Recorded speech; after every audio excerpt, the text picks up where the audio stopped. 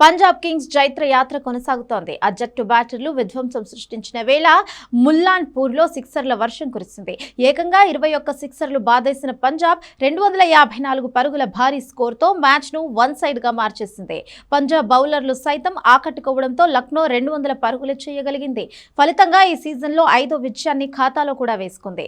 Priyansh Arya, Cooper కన్నోలీ విధ్వంసం అభిమానులకు T20 మజాను అందించింది. ఈ మ్యాచ్లో టాస్ ఓడిపోవడం పంజాబ్ కు బాగా కలిసొచ్చింది. సిమ్రన్ సింగ్ డకౌట్ అయినా మరో ఓపెనర్ ప్రియాంష్ ఆర్యా, కూపర్ కన్నోలీ రెచ్చిపోయారు. భారీ షాట్లతో విరుచుకుపడ్డారు. లక్నో బౌలర్లను ఉత్తికారేశారు.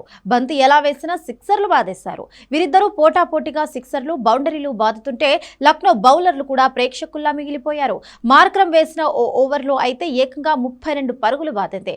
దీనితో 5 సిక్సర్లున్నాయి. కేవలం సిక్సర్లు కొట్టడమే లక్ష్యంగా గ్రౌండ్లోకి వచ్చినట్లుగా అనిపించింది. ప్రియాంష్ ఆర్యా కేవలం 37 బంతుల్లో 4 ఫోర్లు, 9 సిక్సర్లతో 93 రన్స్ చేశాడు.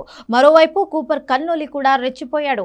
మల్లాన్పూర్లో సిక్సర్ల ఉప్పెన సృష్టించాడు. కేవలం 46 బంతుల్లో 87 రన్స్ చేశాడు. కూపర్ కన్నోలీ ఇన్నింగ్స్ లో 7 సిక్సర్లు ఉన్నాయి. చివర్లో పంజాబ్ కింగ్స్ వరుస వికెట్లు కోల్పోయినా వచ్చిన బ్యాటర్లు వచ్చినట్టే సిక్సర్లు, బౌండరీలు బాదేసి అవుట్ అయ్యారు. ఫలితంగా పంజాబ్ కింగ్స్ 20 ఓవర్స్ లో 254 పరుగులు చేసింది. లక్నో బౌలర్స్ లో ప్రియాంష్ యాదవ్ 2, సిద్ధార్థ్ 2 వికెట్లు తీయగా మిగిలిన వారంతా భారీగా పరుగులు సమర్పించుకున్నారు. చేజింగ్ లో లక్నో సూపర్ జైంట్స్ ధాటిగానే ఇన్నింగ్స్ ఆరంభించింది. ఓపెనర్లు మిచెల్ మార్ష్, ఆయుష్ బదోని దూకుడుగా ఆడారు. తొలి వికెట్ కు 6 ఓవర్స్ లో 61 పరుగులు జోడించారు. బదోని 35, మార్ష్ 40 పరుగులకు అవుట్ అవగా తరువాత పంత్, మార్క్రమ్ ఇన్నింగ్స్ కొనసాగించారు. పూరన్ నిరాశపరిచిన పంత్, మార్క్రమ్ ధాటిగా ఆడారు.